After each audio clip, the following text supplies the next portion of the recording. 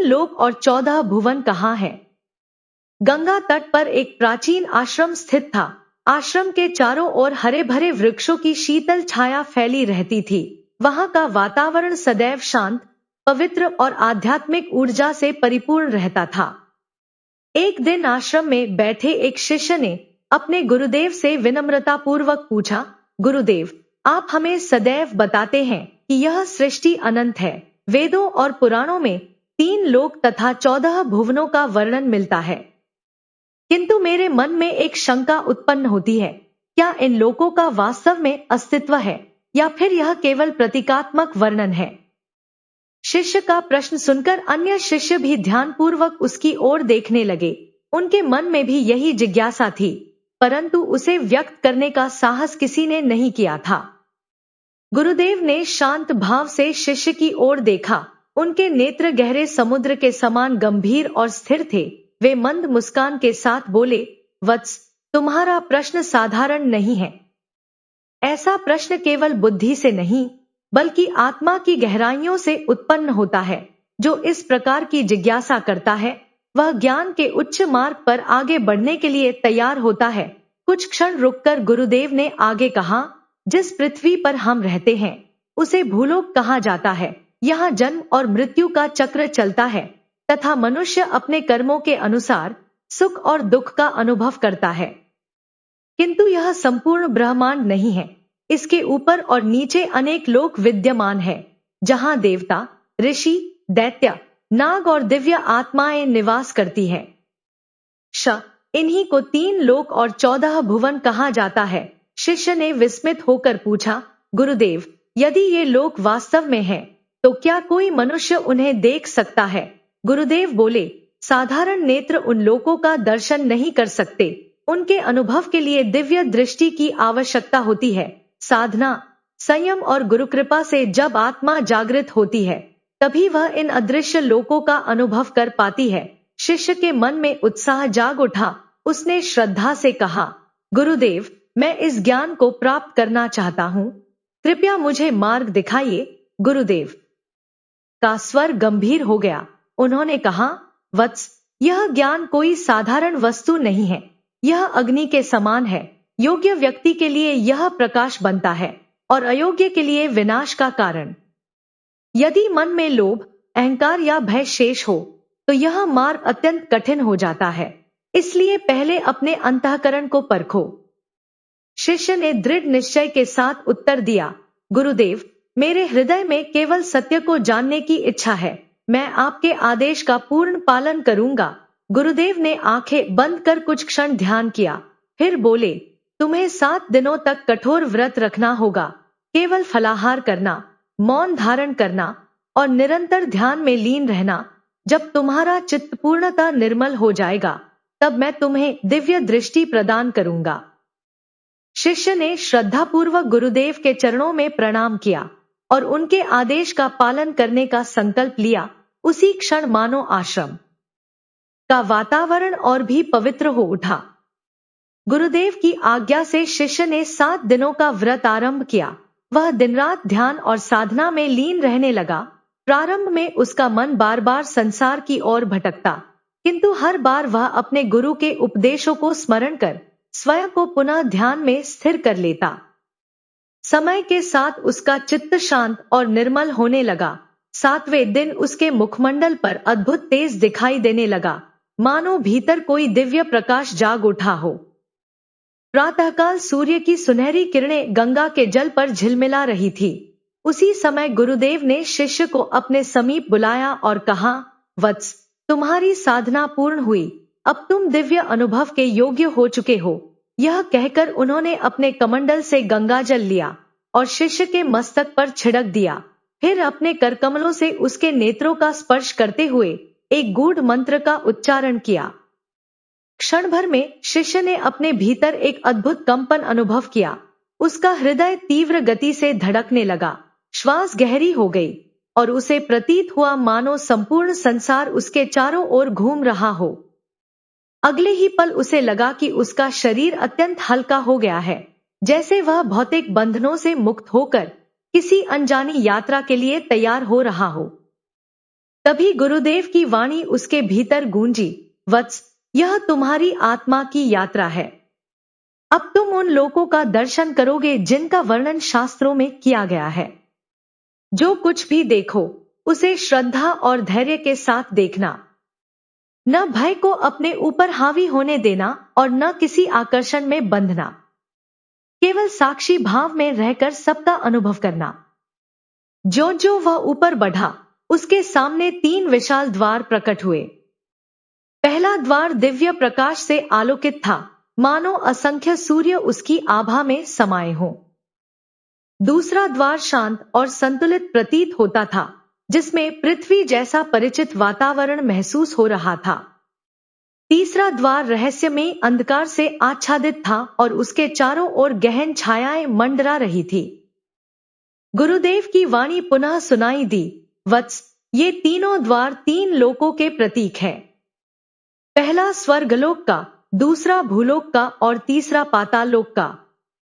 तुम्हें इन सभी लोकों का अनुभव करना होगा, तभी 14 भुवनों का रहस्य तुम्हारे लिए स्पष्ट होगा।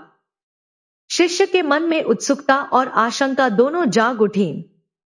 एक क्षण के लिए उसे लगा कि कहीं यह स्वप्न तो नहीं, परंतु गुरुदेव के शब्दों ने उसके मन को स्थिर कर दिया। उसने श्रद्धा से हाथ जोड़कर कहा, गुरुदेव, मैं आपकी आज्ञा के अनुसार तैयार हूं। कृपया मेरा मार्गदर्शन करें।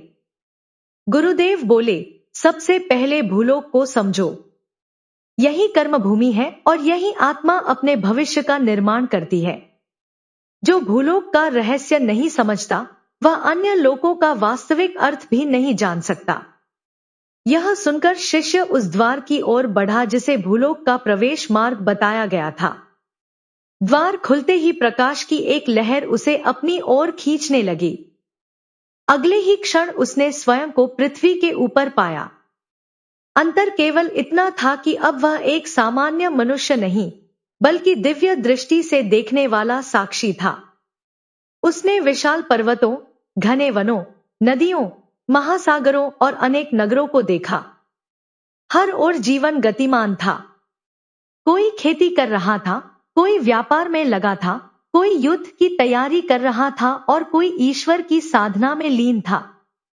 जन्म और मृत्यु, सुख और दुख, लाभ और हानि का चक्र निरंतर चल रहा था।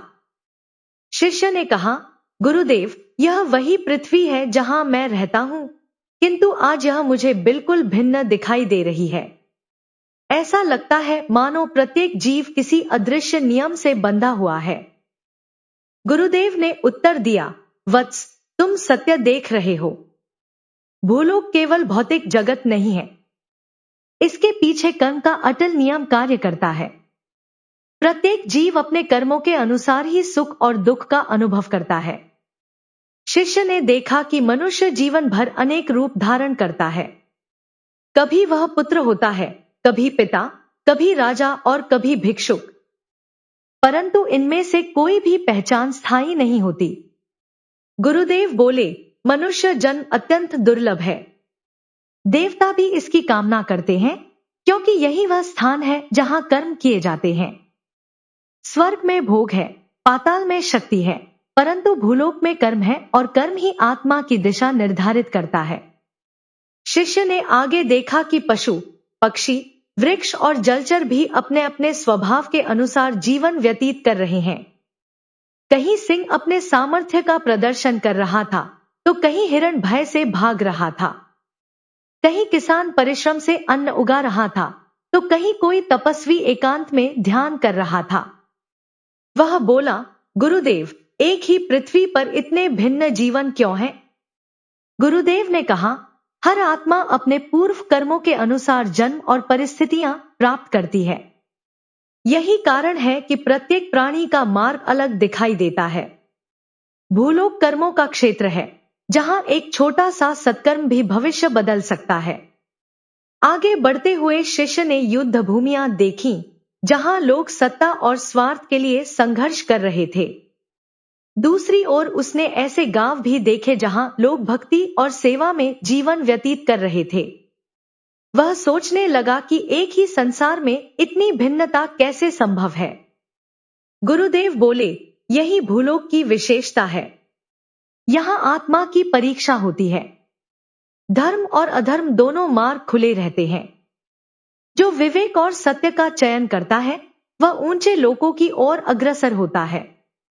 जो मोह और पाप में डूब जाता है वह पतन की ओर बढ़ता है। अब शिष्य की दृष्टि और भी गहरी हो चुकी थी। उसने कहा, गुरुदेव, अब मैं समझ गया हूं कि भूलोक केवल रहने का स्थान नहीं बल्कि आत्मा की परीक्षा भूमि है। यहाँ प्रत्येक क्षण मनुष्य की निष्ठा, त्याग और विवेक की परीक्षा होती है। गुरुदेव ने संतोषपूर्वक कहा, वत्स, तुमने सत्य को समझना प्रारंभ कर दिया है, किंतु यह ज्ञान अभी अधूरा है। तुम्हें शेष लोकों का भी दर्शन करना होगा, तभी 14 भुवनों का रहस्य पूर्ण रूप से स्पष्ट होगा। इतना कहकर भूलोक का दृश्य धीरे धीरे विलीन होने लगा। शिष्य की आत्मा पुनः ऊपर उठी। उसके सामने अब एक नया द्वार प्रकट हुआ।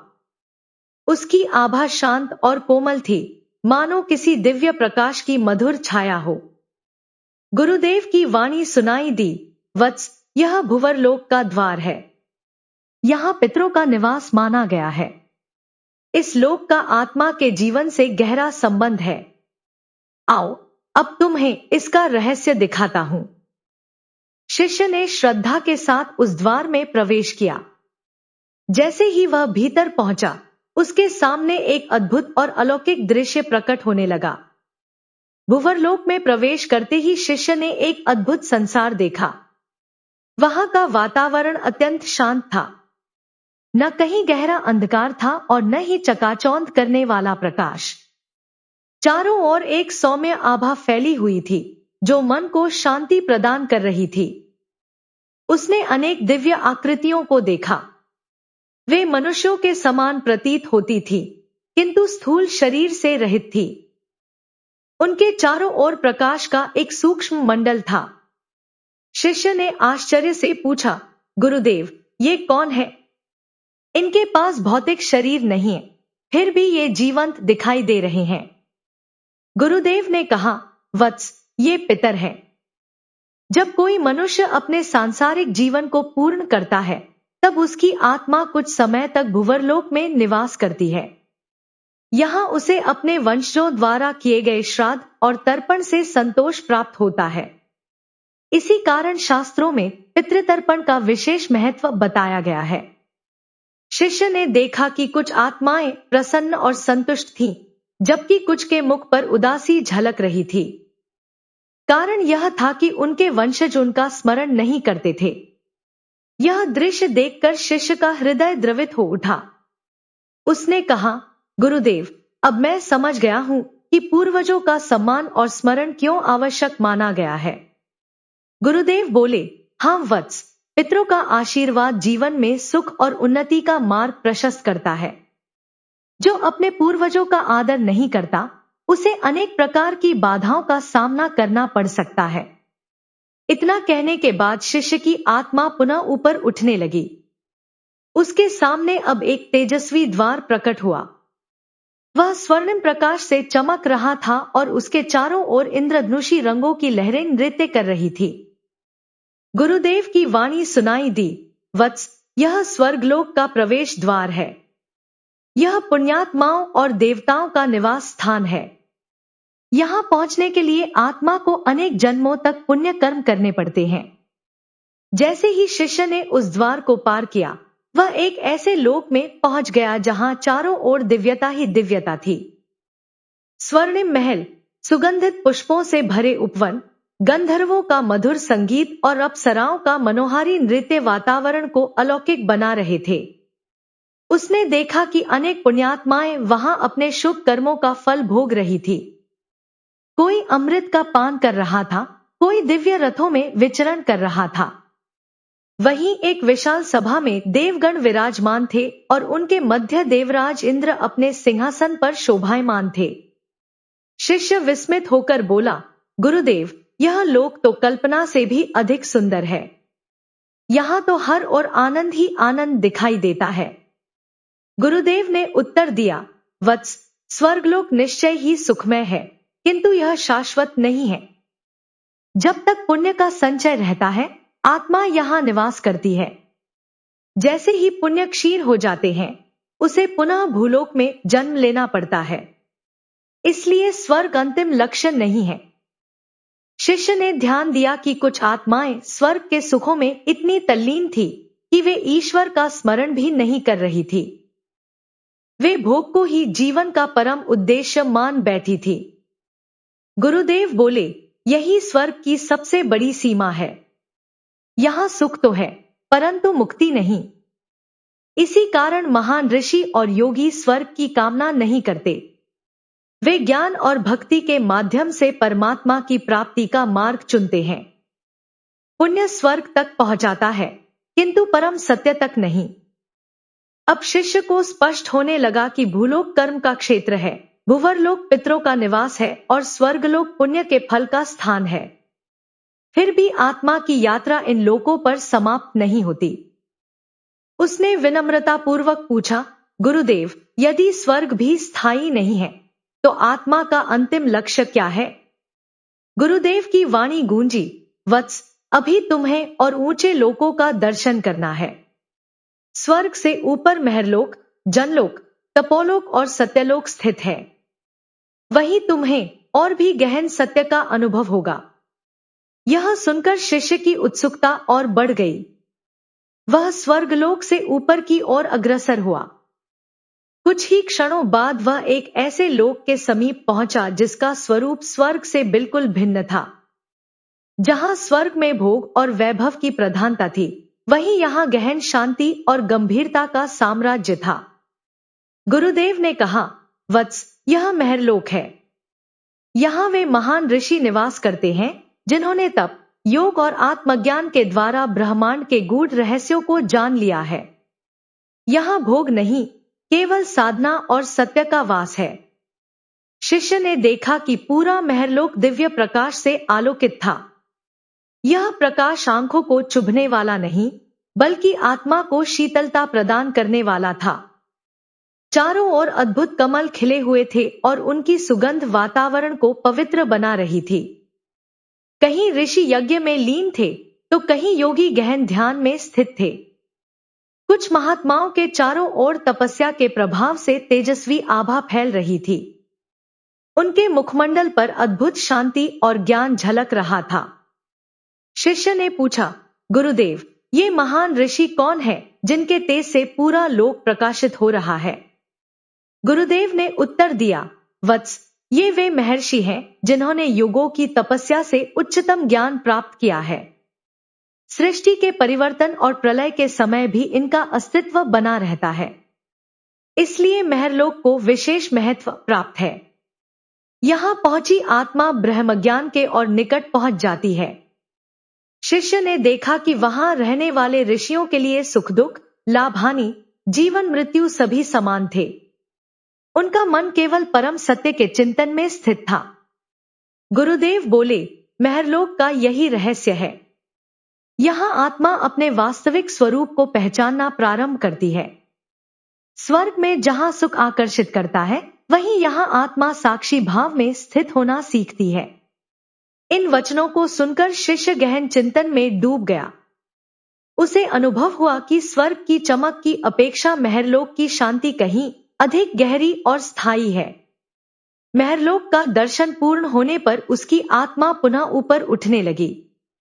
तभी उसके सामने एक और विशाल द्वार प्रकट हुआ। वह द्वार इतना निर्मल और उज्जवल था कि मानो चंद्रमा की शीतल किरणों से निर्मित किया गया हो। गुरुदेव की वाणी सुनाई दी, वत्स, यह जनलोक है। यहां वे ब्रह्मर्षि निवास करते हैं जो सृष्टि की उत्पत्ति और लय दोनों के साक्षी बने रहते हैं। महर्षि नारद, सनक, सनंदन, सनातन और सनत कुमार जैसी महान आत्माओं का यह दिव्य लोक है। जनलोक में प्रवेश करते ही शिष्य ने एक विलक्षण वातावरण का अनुभव किया।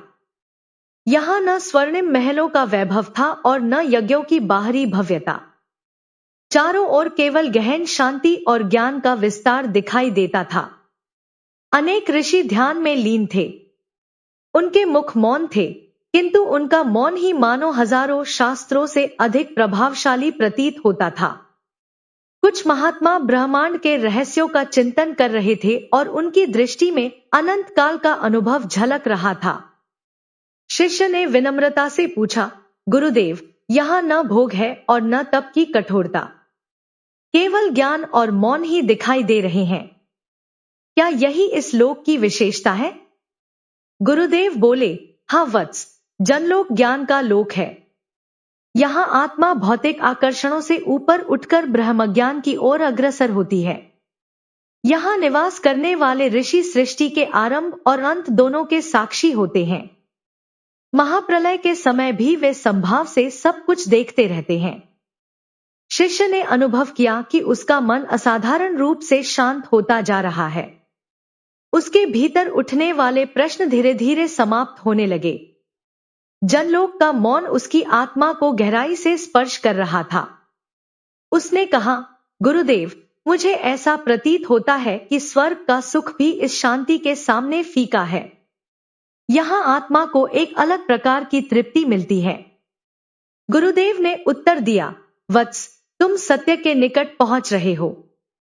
स्वर्ग का आनंद क्षणिक है, किंतु यहाँ की शांति आत्मा को स्थिरता प्रदान करती है। फिर भी यात्रा अभी पूर्ण नहीं हुई है। जनलोक से ऊपर तपोलोक और उसके आगे सत्यलोक स्थित है, जहां आत्मा परम सत्य के और निकट पहुंचती है। शिष्य ने श्रद्धा से प्रणाम किया और आगे बढ़ने के लिए तैयार हो गया। तभी उसके सामने एक नया द्वार प्रकट हुआ। वह अग्नि के समान तेजस्वी था, किंतु उसकी ज्वाला में भय नहीं, बल्कि पवित्रता का प्रकाश था। गुरुदेव बोले, वत्स, यह तपोलोक का प्रवेश द्वार है। यहाँ वे सिद्ध पुरुष और महान तपस्वी निवास करते हैं, जिन्होंने अनगिनत युगों तक कठोर साधना करके आत्मशुद्धि प्राप्त की है। उनका जीवन केवल संयम, ज्ञान और सत्य की खोज को समर्पित होता है। जैसे ही शिष्य ने तपोलोक में प्रवेश किया, उसने चारों ओर अग्निमय आभा देखी। यह अग्नि विनाश की नहीं, बल्कि शुद्धि की प्रतीक थी। वातावरण में मंत्रों की सूक्ष्म ध्वनि व्याप्त थी, जो कानों से कम और आत्मा से अधिक अनुभव होती थी। वहां महान योगी और तपस्वी गहन समाधि में स्थित थे। उनके चारों ओर दिव्य तेज का मंडल था, मानो उनके तप से ब्रह्मांड की व्यवस्था संतुलित बनी हुई हो। गुरुदेव ने कहा, तपोलोक वह स्थान है जहां आत्मा अपने अज्ञान और विकारों को त्याग कर शुद्धता की ओर बढ़ती है। यहाँ के महात्मा अपनी सिद्धियों का उपयोग व्यक्तिगत लाभ के लिए नहीं करते, बल्कि समस्त सृष्टि के कल्याण हेतु करते हैं। उनका जीवन स्वयं एक मंत्र के समान होता है। शिष्य ने उन तपस्वियों को ध्यान से देखा। उनके स्वरूप में कठोरता के साथ करुणा भी विद्यमान थी। उनके तेज में वैराग्य और प्रेम का अद्भुत संतुलन दिखाई देता था। उसने श्रद्धा से उन्हें प्रणाम किया और आगे बढ़ गया। तपोलोक से ऊपर जाते हुए उसके सामने एक ऐसा दृश्य प्रकट हुआ, जैसा उसने पहले कभी नहीं देखा था। उसके आगे जो लोक था, वह सभी लोकों से भिन्न और अत्यंत दिव्य प्रतीत हो रहा था। वहां का प्रकाश सूर्य से भी अधिक तेजस्वी था, किंतु उसमें कोई तीक्ष्णता नहीं थी। उसकी आभा आत्मा को प्रकाशित करती थी और भीतर तक शांति भर देती थी। गुरुदेव की वाणी गूंजी, वत्स, अब तुम सत्यलोक में पहुंच चुके हो, जिसे ब्रह्मलोक भी कहा जाता है। यह समस्त लोकों में सर्वोच्च माना गया है। यहाँ ब्रह्मा जी का निवास है और यही आत्मा परम सत्य के सबसे निकट पहुंचती है। शिष्य ने देखा कि सत्यलोक अनंत विस्तार से भरा हुआ था। यहाँ न दुख का अस्तित्व था और न सुख का आकर्षण। केवल शाश्वत सत्य की अनुभूति हर दिशा में व्याप्त थी। यह लोक समय, परिवर्तन और मृत्यु की सीमाओं से परे प्रतीत हो रहा था।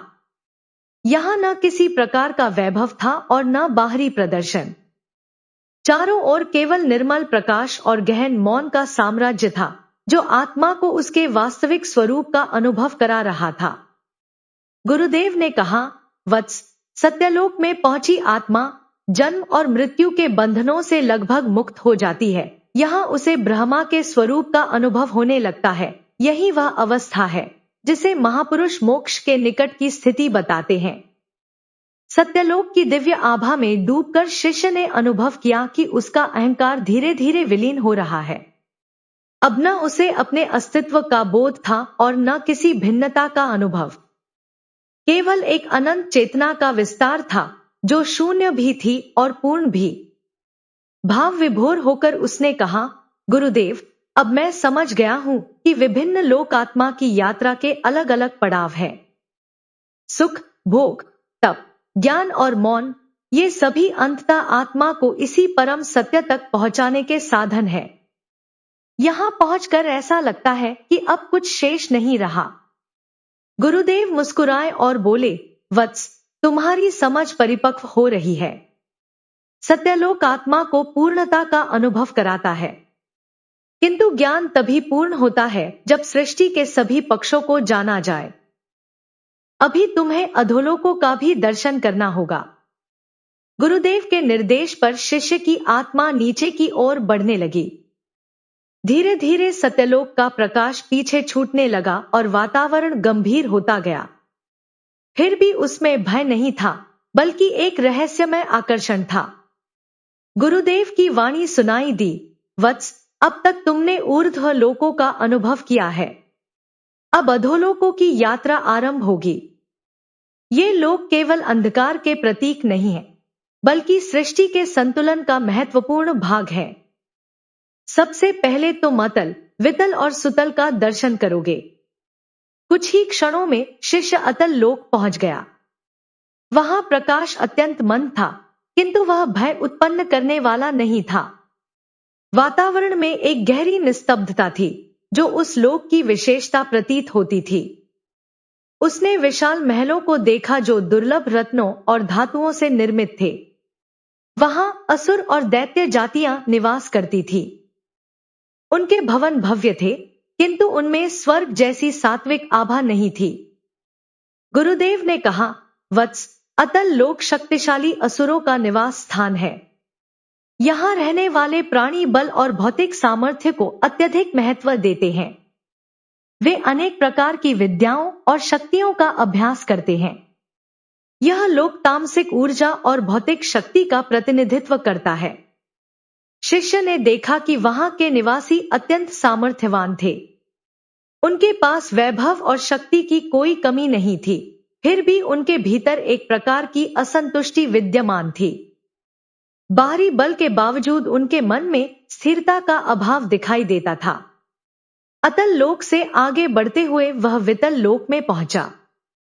यहां का वातावरण पहले से भिन्न था। भूमि तप्त अंगारों के समान दिखाई देती थी और चारों ओर धातुओं तथा अग्नि की गंध व्याप्त थी।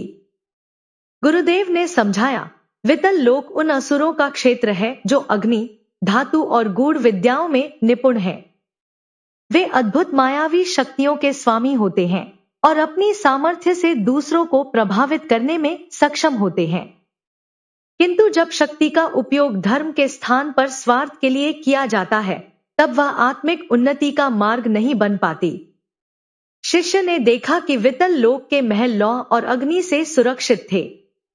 वहां ऊर्जा का एक प्रबल प्रवाह अनुभव होता था, जो सामर्थ्य का संकेत देता था। फिर भी उस वातावरण में करुणा, संतुलन और शांति का अभाव स्पष्ट दिखाई देता था। इसके बाद उसकी यात्रा सुतल लोक की ओर बढ़ी। जैसे ही वह वहां पहुंचा, वह आश्चर्य से भर उठा।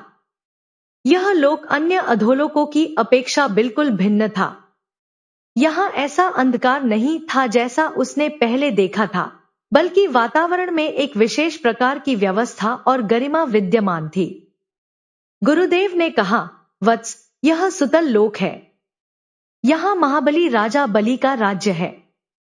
तुमने वामन अवतार की कथा अवश्य सुनी होगी।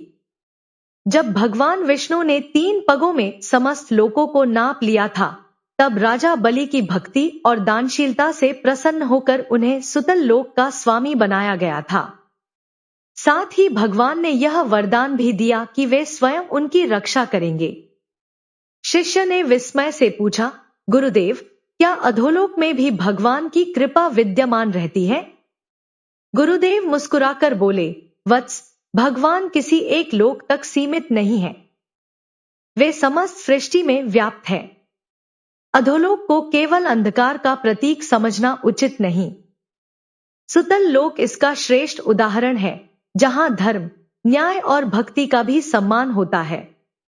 महाबली बलि की विनम्रता और दानशीलता ने उन्हें भगवान की विशेष कृपा का पात्र बनाया। शिष्य ने श्रद्धा से राजा बलि को प्रणाम किया। अब उसकी धारणा बदल रही थी। उसे अनुभव होने लगा कि प्रत्येक लोक में केवल एक पक्ष नहीं, बल्कि अनेक आयाम छिपे हुए हैं। गुरुदेव ने आगे कहा, वत्स, अधोलोक की यात्रा अभी पूर्ण नहीं हुई है। अब तुम्हें तालातल, महातल, रसातल और पाताल के रहस्यों को भी जानना होगा। यह सुनकर शिष्य आगे बढ़ा और कुछ ही क्षणों में एक विशाल भूमिगत क्षेत्र में पहुंच गया। वहां की दीवारें चमकदार धातुओं और अद्भुत पत्थरों से बनी थी। वातावरण में एक रहस्यमय ऊर्जा व्याप्त थी, मानो हर दिशा में माया और गूढ़ शक्तियों का प्रभाव हो। गुरुदेव बोले, यह तालातल लोक है। यहां प्रसिद्ध मैं दानव का निवास माना जाता है। वह अद्भुत मायावी विद्याओं का स्वामी है और अपनी शक्ति से असंभव प्रतीत होने वाले कार्य भी कर सकता है। शिष्य ने देखा कि वहां बने महल सामान्य निर्माण नहीं थे। वे क्षण भर में प्रकट होते और अगले ही पल अदृश्य हो जाते। पूरा लोक किसी रहस्यमय विज्ञान से संचालित प्रतीत हो रहा था। गुरुदेव ने समझाया, मैं दानव ने तप और साधना के बल पर अनेक गूढ़ विद्याएं प्राप्त की थी। उसकी वास्तुकला और ज्ञान का सम्मान देवताओं द्वारा भी किया जाता था। तालातल लोक इसलिए विशेष है क्योंकि यहां माया, रहस्य और अद्भुत ज्ञान का संगम है। शिष्य ने सोचा कि अधोलोक केवल अज्ञान का नहीं, बल्कि कई प्रकार के रहस्यमय ज्ञान का भी केंद्र है। इसके बाद उसकी यात्रा महातल लोक की ओर बढ़ी। वहां पहुंचते ही उसने एक विस्मयकारी दृश्य देखा। चारों ओर विशाल नागों का साम्राज्य था। उनके फणों से निकलती आभा पूरे लोक को प्रकाशित कर रही थी। गुरुदेव ने कहा, वत्स, यह महातल लोक है। यहां अनेक नागवंश निवास करते हैं। वासुकी, तक्षक और अन्य महान नागों का संबंध इसी लोक से बताया जाता है। ये केवल सर्प नहीं, बल्कि अपार शक्ति और रहस्यमय ज्ञान के धारक हैं। शिष्य ने देखा कि नागों के महल बहुमूल्य रत्नों से निर्मित थे। उनके तेज से पूरा वातावरण प्रकाशमान हो रहा था। दृश्य में भय और सौंदर्य दोनों का अद्भुत मेल था। गुरुदेव बोले, महातल की सबसे बड़ी विशेषता संतुलन है। नाग जाति सृष्टि की सूक्ष्म ऊर्जाओं से जुड़ी मानी जाती है। इनमें से कुछ देवताओं के सहयोगी हैं और कुछ असुरों के साथ भी जुड़े रहे हैं। फिर भी उनकी शक्ति और तपस्या का सम्मान सभी करते हैं। शिष्य ने पूछा, गुरुदेव, नागों को अक्सर भय और विष का प्रतीक माना जाता है, फिर उन्हें इतना आदर क्यों दिया जाता है? गुरुदेव ने उत्तर दिया, वत्स, बाहरी रूप देखकर किसी का मूल्यांकन नहीं करना चाहिए।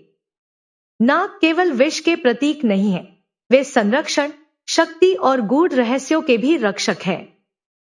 कई बार जो वस्तु भयावह प्रतीत होती है, वही सृष्टि के संतुलन में महत्वपूर्ण भूमिका निभाती है। यह सुनकर शिष्य गहन चिंतन में डूब गया। अब उसे समझ आने लगा था कि सृष्टि का प्रत्येक पक्ष अपने आप में आवश्यक है। कुछ समय बाद वह रसातल लोक में पहुंचा। यह स्थान मानो किसी अथाह समुद्र की गहराई में बसा हुआ था।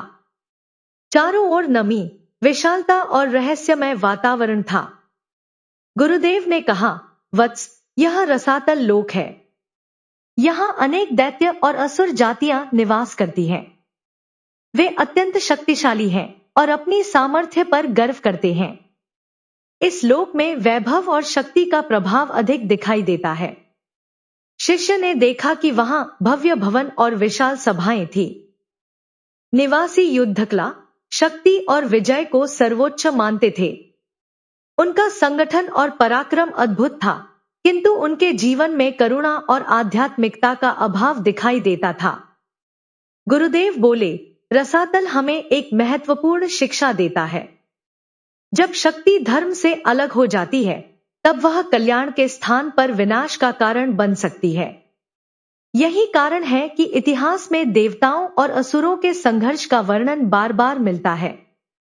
रसातल से आगे बढ़ते हुए शिष्य अधोलोक के अंतिम और सबसे रहस्यमय क्षेत्र में पहुंचा। यह था पाताल लोक। पाताल का दृश्य देखकर वह चकित रह गया।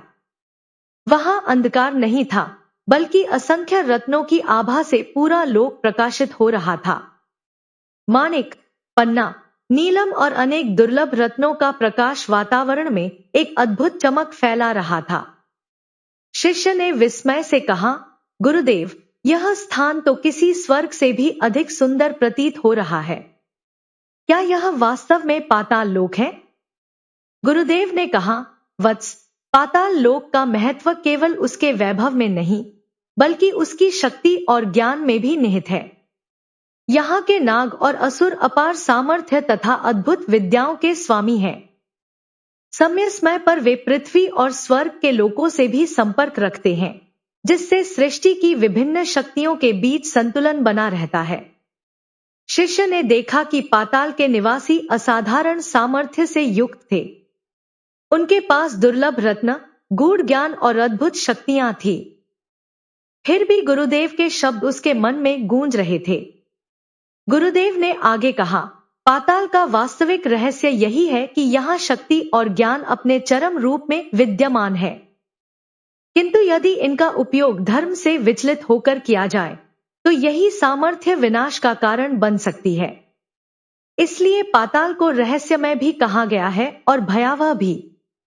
फिर भी यह सत्य है कि इसकी ऊर्जा सृष्टि के संतुलन में महत्वपूर्ण भूमिका निभाती है। शिष्य ने श्रद्धा से कहा, गुरुदेव, अब मैं समझ गया हूं कि अधोलोक केवल अंधकार या पाप का प्रतीक नहीं है। यह भी ब्रह्मांडीय व्यवस्था का एक आवश्यक अंग है। जिस प्रकार ऊर्ध्व लोकों का महत्व है, उसी प्रकार अधोलोकों का भी अपना स्थान है। गुरुदेव प्रसन्न होकर बोले, वत्स, तुम्हारी समझ अब परिपक्व हो रही है। 3 लोक और 14 भुवनों की यह यात्रा हमें यही सिखाती है कि सृष्टि में कोई भी स्थान निरर्थक नहीं है। प्रत्येक लोक का अपना उद्देश्य और महत्व है। स्वर्ग, पृथ्वी और पाताल, ये सभी मिलकर सृष्टि को पूर्णता प्रदान करते हैं। अब शिष्य की आत्मा प्रकाश और अंधकार दोनों के रहस्यों का अनुभव कर चुकी थी। उसे प्रतीत हो रहा था कि उसकी यात्रा अपने अंतिम चरण में पहुंच रही है। फिर भी उसके मन में एक प्रश्न शेष था। उसने विनम्रता से पूछा, गुरुदेव, जब प्रत्येक लोक का स्वरूप इतना भिन्न है, तो फिर इन सब के बीच संतुलन कैसे बना रहता है? गुरुदेव ने शांत स्वर में उत्तर दिया, वत्स, यही ब्रह्मांड का सबसे बड़ा रहस्य है। संतुलन ही सृष्टि का आधार है। यदि यह संतुलन नष्ट हो जाए, तो सृष्टि का अस्तित्व भी समाप्त हो जाएगा। प्रकाश और अंधकार, सुख और दुख, सृजन और विनाश, इन सभी का समन्वय ही ब्रह्मांड को स्थिर रखता है। शिष्य ने पुनः पूछा, गुरुदेव, इन लोकों का अंतिम उद्देश्य क्या है? सृष्टि का वास्तविक रहस्य क्या है? गुरुदेव गंभीर होकर बोले, वत्स, यह समस्त ब्रह्मांड एक विराट यज्ञ के समान है। इसमें प्रत्येक लोक, प्रत्येक प्राणी और प्रत्येक कर्म एक आहुति के समान है। स्वर्ग देवताओं का क्षेत्र है, पृथ्वी कर्म करने वालों की भूमि है और पाताल शक्ति का केंद्र है। ये सभी मिलकर इस महान यज्ञ को पूर्ण करते हैं। उन्होंने आगे कहा, सृष्टि का आरंभ सृजन से होता है, फिर उसका पालन होता है और अंततः परिवर्तन या लय का समय आता है। यह चक्र अनादिकाल से चल रहा है और अनंत काल तक चलता रहेगा। इसलिए सृष्टि का सबसे बड़ा सत्य परिवर्तन ही है। जो बदलता रहता है, वही इस जगत की प्रकृति है। शिष्य ने पूछा, और आत्मा का क्या? वह इस विशाल व्यवस्था में कहां जाती है? गुरुदेव ने उत्तर दिया, आत्मा न जन्म लेती है और न मरती है। वह केवल विभिन्न लोकों में अपने कर्मों के अनुसार यात्रा करती है। कभी सुख का अनुभव करती है, कभी कठिनाइयों का, और फिर पुनः कर्मभूमि में लौट आती है। किंतु जब वह इस समस्त चक्र का रहस्य समझ लेती है, तब मुक्ति की ओर बढ़ती है। मुक्ति का अर्थ है समस्त लोकों और बंधनों से ऊपर उठकर परमात्मा में एकाकार हो जाना। इसके बाद गुरुदेव ने शिष्य का हाथ थामकर कहा, वत्स, अब मेरा अंतिम उपदेश सुनो। मनुष्य को कर्म करते रहना चाहिए, किंतु उसके फल का अहंकार नहीं करना चाहिए।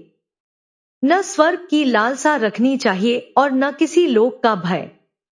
धर्म, सत्य और करुणा के मार्ग पर चलने वाला व्यक्ति ही इस सृष्टि के वास्तविक उद्देश्य को समझ पाता है। कुछ क्षण रुककर वे बोले, याद रखो, स्वर्ग, पृथ्वी और पाताल केवल बाहर नहीं है, उनका स्वरूप मनुष्य के भीतर भी विद्यमान है। जब कोई व्यक्ति अपने भीतर के प्रकाश, कर्म और अंधकार को संतुलित कर लेता है, तभी वह परम सत्य के निकट पहुंचता है। गुरुदेव के ये वचन सुनकर शिष्य की आंखें भर आईं। उसने श्रद्धा से उनके चरणों में सिर झुका दिया और कहा, गुरुदेव, अब मेरे सभी प्रश्न समाप्त हो गए हैं।